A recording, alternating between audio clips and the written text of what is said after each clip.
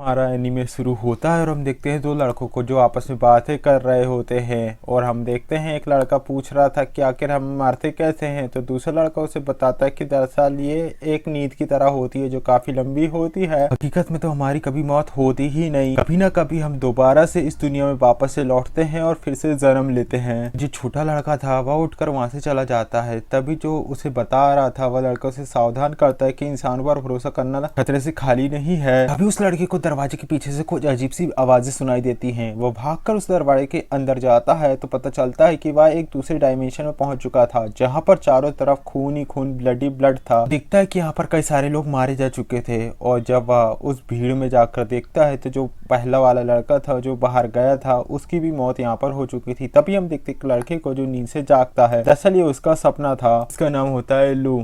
लू जो गेम खेलने का शौकीन था वह अपने पीसी में बहुत अच्छे से गेम खेल रहा होता है। तभी वो एक पिक्चर को देखता है जो कि उसकी क्लास में पढ़ने वाली उसकी क्लासमेट की थी, जिसे लू काफी ज्यादा पसंद किया करता था। उसकी पिक्चर देखने के बाद वह गेम खेलना शुरू कर देता है। गेम खेल रहा होता है कि तभी सामने से एक फीमेल क्रिएटर एक लड़की से कहती है कि तुम भले ही अपने आप को कितने ज्यादा अपडेट कर लो, तुम मुझे कभी नहीं हरा पाओगे। वहीं लू ये सोचकर हैरान था कि इस लड़की को मुझे इसे हराने वाली स्ट्रेटेजी के बारे में कैसे पता चला। सीन शिफ्ट होता और हम देखते कार में कुछ लड़कियों को, ये वही लड़कियां थी जो कि लू के बारे में डिस्कशन कर रही होती हैं। ये नहीं की बात उसे हुई थी और लू इन्हें ही नहीं हरा पाया था। लड़की बता रही होती कि दरअसल इसके साथ खेला है पर मुझे इसमें कुछ ज्यादा समझ नहीं आया। मुझे नहीं पता कि हेडमास्टर इस पे इतने ज्यादा इंटरेस्ट क्यों ले रहे हैं। तभी उसके साथ वाला लड़का जो कार चला रहा था उससे कहता है कि हमें इसके बारे में और भी ज्यादा इन्फॉर्मेशन लेनी होगी, हो सकता है इसमें कोई खास बात हो जिसके लिए ये हेडमास्टर इसके पीछे हो। फिर वह लड़की आर्टिफिशियल होलोग्राम से उसकी सारी इन्फॉर्मेशन लू की निकालने को कहती है। जैसा कि ऑर्डर होता है वह लड़की आर्टिफिशियल होलोग्राम लू की सारी इन्फॉर्मेशन निकालती है कि कैसे वह एक हाई स्कूल स्टूडेंट है और उसके कोई भी फ्रेंड नहीं है, ना ही कोई उसकी तरफ ध्यान देता है, क्योंकि अपने अंकल आंट के साथ रहता है,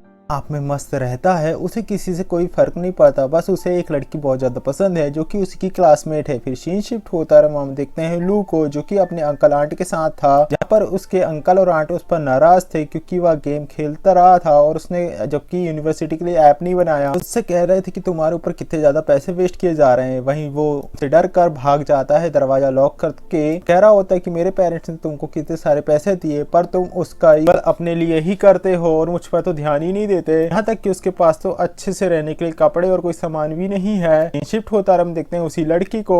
तभी वहाँ की बेल बजती है और लू जाकर देखता है कि उसके लिए एक लेटर आया था और उसके साथ उसके पास एक फोन भी था। उस लेटर में उसे बताया गया था कि इस शहर की सबसे बढ़िया यूनिवर्सिटी में उसका एडमिशन के लिए एडमिशन मिल चुकी है और वह चाहे तो वहाँ पर एडमिशन ले सकता है, उसे स्कॉलरशिप भी मिलेगी। जिसे सुनकर वह हैरान हो चुका था, अपने आप को थप्पड़ मारता है क्योंकि उसे इस बात पर कोई भी यकीन नहीं हो रहा था। हालांकि वह अंकल आंट को इस बारे में बताता है और उसका कजन उसे बता रहा था कि शायद ये फेक लेटर है और तुम्हें इस चीज को इग्नोर कर देना चाहिए। कि तभी वहां पर वे लोग डिस्कशन कर ही रहे थे क्योंकि ये यूनिवर्सिटी काफी ज्यादा रिच थी। फिर हम देखते हैं कि विंडो के बाहर एक बहुत बड़ा हेलीकॉप्टर आता है और उस हेलीकॉप्टर के कारण उनकी दीवार टूट जाती है और उनके सामने एक आदमी आकर नीचे गिरता है और वह यूनफाई को अपने साथ में चलने के लिए कहता है। फिर हमें पता चलता है कि दरअसल यूनफाई ये तो अपने सपने में देख रहा था। तभी लिन के उस मोबाइल में एक कॉल आती है जिसे उसकी आंट पिकअप करती है और उसे बताती है कि दरअसल तुम्हें इंटरव्यू में बुलाया गया है जो कि एक होटल में होगा। ये बात सुनकर हैरान भी था और वह होटल में जाने का डिसीजन लेता है कि वह इंटरव्यू जाकर देखेगा। जो इंटरव्यू में गया था वो वहाँ पर अपनी किसी क्लासमेट को भी देखता है जिसे वो बहुत ज्यादा पसंद किया करता था। यहाँ पर उसके कई सारे क्लासमेट थे। तभी एक स्टूडेंट को इंटरव्यू के लिए बुलाया जाता है और सेक्रेटरी उसे ले जाती है। अब लिन चेन के पास जाकर बैठ जाता है और उसे मोटिवेट करता है कि तुम्हें टेंशन लेने की जरूरत नहीं है, तुम इस इंटरव्यू को इजिली क्लियर कर लोगे। इस पर चेन उसे थैंक्स कहती है। तभी हम देखते हैं कि जो लड़का पहले गया था वो निराश होकर बाहर आ जाता है। फिर बारी थी चेन की जो इंटरव्यू के लिए जाती है। वहीं जब चेन वापस लौटती है तो विन उससे इंटरव्यू के बारे में पूछ रहा होता है, लेकिन हम देखते हैं उसी लड़के को जो कि उसे घूरे जा रहा था। फिर वह मिन भाई को अपने साथ ले जाता है और अंदर जाने पर हम देखते हैं काफी सारे लोग उसके आसपास शैडो के रूप में खड़े थे। ऐसा लग रहा था कि वे सारे लोग उसी को घूर कर देख रहे थे। हालांकि फिर मिन भाई का इंटरव्यू स्टार्ट होता है और मिन से सवाल किए जाते हैं। वलेटिस उससे सवाल करती कि क्या तुम्हें एलियन पर भरोसा है। वलेटिस उससे सवाल करती कि आखिर तुम एलियंस पर यकीन क्यों करते हो। कि उसने हाँ में जवाब दिया था। तो मिन भाई उसे बताता है कि कैसे ये यूनिवर्स कितना ज्यादा बड़ा है और जिस तरीके से हम इस विशाल यूनिवर्स के एक छोटे से कण एक सोलर सिस्टम में रहते हैं, उसी तरीके से पॉसिबिलिटी है, कई सारी पॉसिबिलिटी है कि इस यूनिवर्स के किसी कोने पर अन्य दूसरी एंटिटी और दूसरी लाइफ भी एग्जिस्ट करती हो, क्योंकि इस यूनिवर्स की डिस्टेंस इतनी ज़्यादा है तो हम उन्हें एक्सप्लोर नहीं कर पाए हों। वही जो लेडीज़ थी वह फिर से मिनफाई से जो दूसरा सवाल करने वाली थी, उसका दूसरा सवाल था कि क्या वह सुपर पावर्स पर बिलीव करता है। उसकी बात सुनकर मिनफाई जो जोर से बोलता है, क्योंकि वह काफ़ी ज़्यादा एक्साइटेड हो चुका था सुपर पावर्स की बातों को सुनकर, कहता है कि सुपर पावर एग्जिस्ट करती है क्योंकि एनीमे में सुपर पावर दिखाया जाता है, और अगर एग्जिस्ट नहीं करती तो सारे एनीमे फेक होंगे। वहीं फिर वह लेडीज उससे तीसरा सवाल करती है, उसे कहती कि तुम किस बात पर यकीन करते हो, कि क्या तुम्हारे अंदर एक आत्मा है या फिर तुम एक जीव हो जो कि अब जीकर मर जाओगे।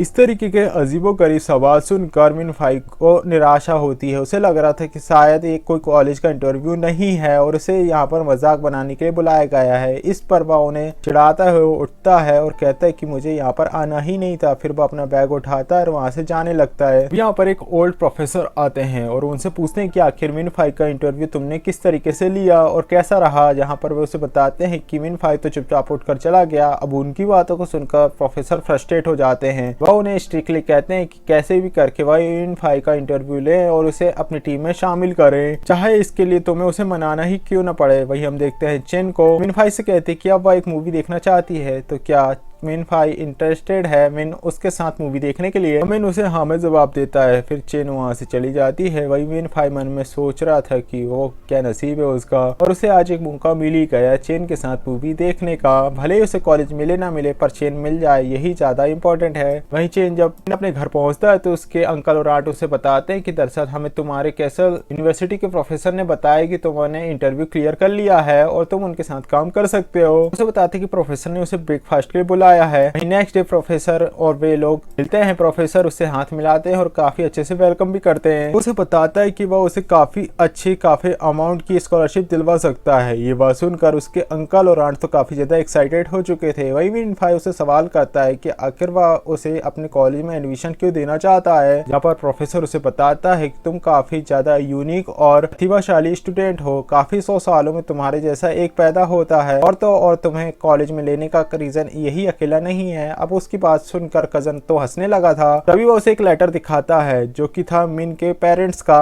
उसमें उसके पेरेंट्स की पिक्चर थी और वो उसे एक लेटर भी दिखाते हैं जो कि उसके पेरेंट्स ने हेडमास्टर के लिए लिखा था। जो लेटर अब मिन के पास था और इसमें वह वॉशरूम में जाकर उस लेटर को पढ़ता है जिसपे लिखा था, प्रिंसिपल हम कई दिनों से नहीं मिले और ऐसा भी हो सकता है कि हम अब ना मिले क्योंकि हम काफी ज्यादा फंस चुके हैं, लेकिन हमारा जो बेटा है वह 18 साल का हो चुका है। हालांकि वह पढ़ने में अच्छा नहीं है पर हमें यकीन है कि वह काफी अच्छे से पढ़ाई करेगा, काफी ज्यादा इंटेलिजेंट है, इसलिए प्लीज आप उसकी हेल्प करिएगा कॉलेज में एडमिशन लेने के लिए। और उसे ये भी बताएगा कि उसके माता पिता उसे बहुत ज्यादा प्यार किया करते थे। दरअसल उसके माता पिता भी उसी कॉलेज से ग्रेजुएट हुए थे और वे दोनों साथ में ही कहीं गायब से हो चुके हैं और उन्होंने ये लेटर हेडमास्टर को लिखा था। ये बात सुनकर हमारा लड़का रोना शुरू कर देता है। तभी यहाँ पर वही लाल बालों वाली लड़की आती है और उसे बताती कि दरअसल तुम गलत बाथरूम में आ चुके हो, ये लेडीज बाथरूम है, और वह उसे अपने साथ ले जाती है। इस लेडीज का नाम होता है नुओ। प्रोफेसर उसे नुओ कहकर इंट्रोड्यूस कराता है। ये सेकेंड ईयर की सीनियर स्टूडेंट होती है। वह यहाँ पर बताती है कि दरअसल मिन का दिमाग कहीं और चल रहा है क्योंकि वह लेडीज बाथरूम में चला गया था।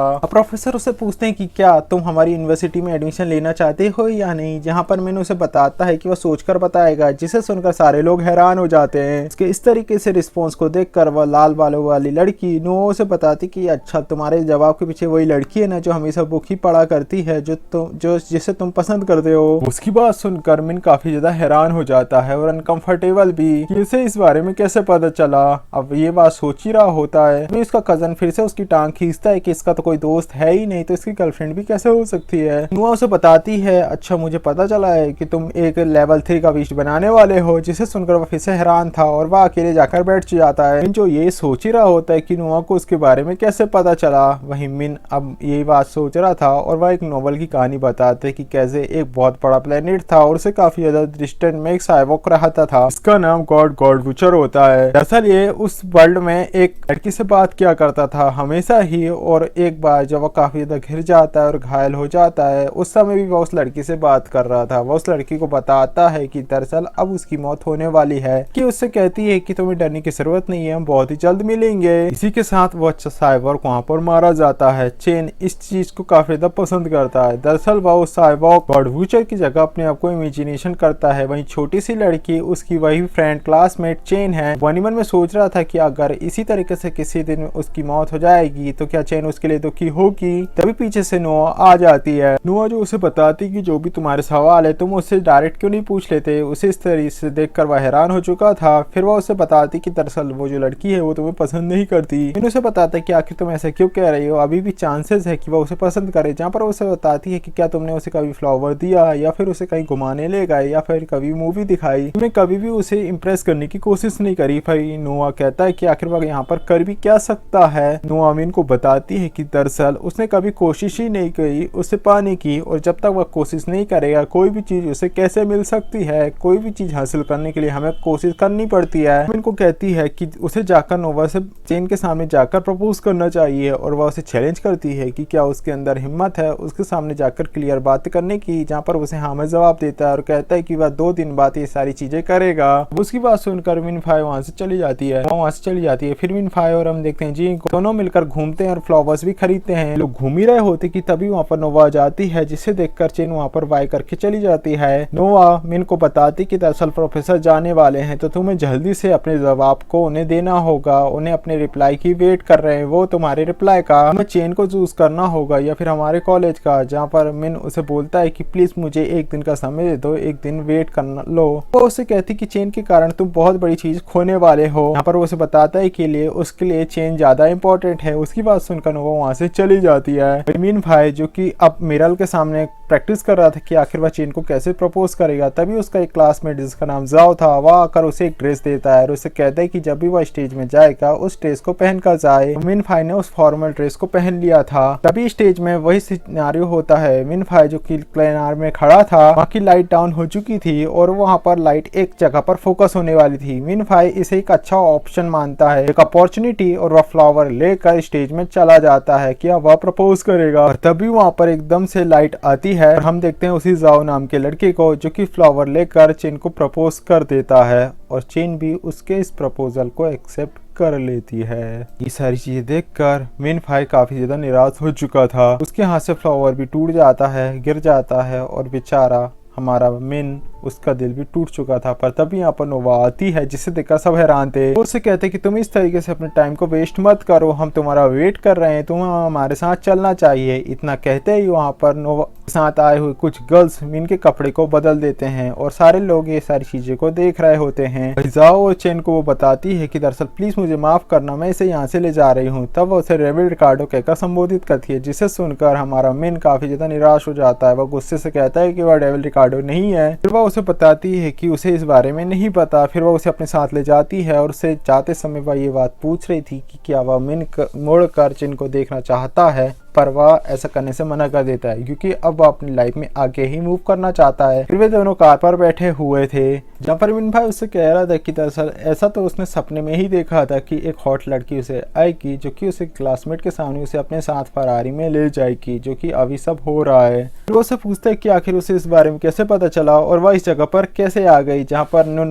उसे बताती कि दरअसल होलोग्राम ने उसे बताया था कि चेन जाओ नाम के एक लड़के को पसंद करती है, पार्टी में भी आने वाला था, यानी कि उसका शक सही था कि वह उसे आज प्रपोज करने वाला है। उन दोनों की कार की गैस खत्म हो जाती है। मिन उससे पूछता है कि आखिर तुम्हारा बिहेवियर मेरे प्रति इतना अच्छा क्यों है, जहाँ पर वो उसे बताता है कि दरअसल हमारे कॉलेज को तुम्हारी जरूरत है और तुम्हारे लिए हम कुछ भी कर सकते हैं, क्योंकि ये कॉलेज का कहना है कि उन्हें तुम्हें चाहिए। इसके लिए मान जाता है और फिर वह कॉल करता है। वो उसे एक बार कहती है कि जब तुम ये सब कर रहे हो इसके बाद तुम्हारी लाइफ पूरी तरीके से बदलने वाली है। उन्हें वह एआई से बात करता है जिसका नाम नॉर्मा था। वह अपने आप को मिन से इंट्रोड्यूस कराती है और उससे कहती कि वेलकम, आपका स्वागत है इस न्यू वर्ल्ड में। अब आगे हमारे मिन के साथ क्या होने वाला है ये हम नेक्स्ट पार्ट में देखेंगे। गाइस अगर आपको नेक्स्ट पार्ट देखना है तो प्लीज कमेंट बॉक्स में कमेंट करिएगा। मिलते हैं इस ड्रामा के नेक्स्ट पार्ट के साथ, जब तक के लिए बाय।